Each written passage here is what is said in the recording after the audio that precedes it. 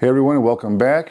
Larry here again to share a little tip that I just discovered about the spike flow pump.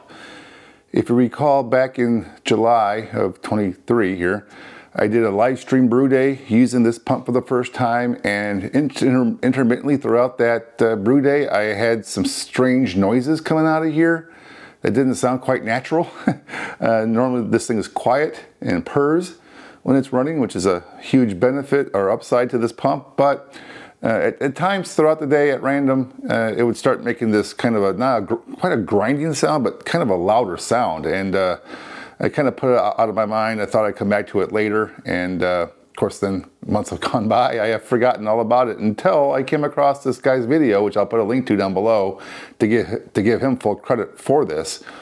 But apparently I guess it's a known issue, I suppose, with the pump and the pump head and the spacing of some of the geometry of the parts on the shaft in relation to the parts in the pump head itself. So, and it was a real easy fix. It's just a spacing, a gap issue that you can fix yourself. So what I went ahead and done is take the head off of the pump, took the I guess the base adapter off the base of the pump, got access to the shaft and the collar that's on it, that's attached with a set screw. And in that gap, there's a gap between the surface of the pump and the inside of the collar that's attached to the shaft via that set screw that you have to set a gap of. And according to this guy's video, it was a 0.22 inch gap. And he even had a tip that he says he got from Adam, one of the engineers at Spike, to fix this. So I went ahead and followed his instructions and used some coins.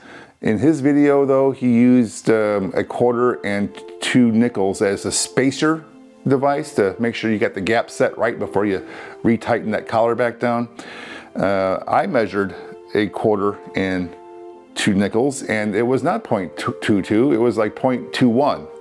So I changed from that suggestion of using 3 nickels instead, which added up to 0.222, which was actually much closer to 0.22 than 0.21.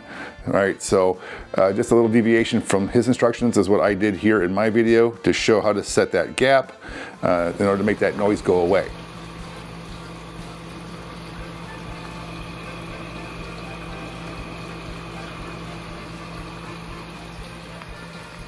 Kudos to that fella for posting his video, because as we all know, we post these videos out here for others to watch and learn from, and not just me, others as well that I watch and I learn from them too, right? So here's a good example of that, and why getting out there and posting videos on your knowledge, no matter how small you might think is too small to share, but you never know, there's somebody out there that can really use that advice. So don't be shy to make your own videos. Just a little sidebar tip there. So I hope that solves my problem. I hope it solves your problem.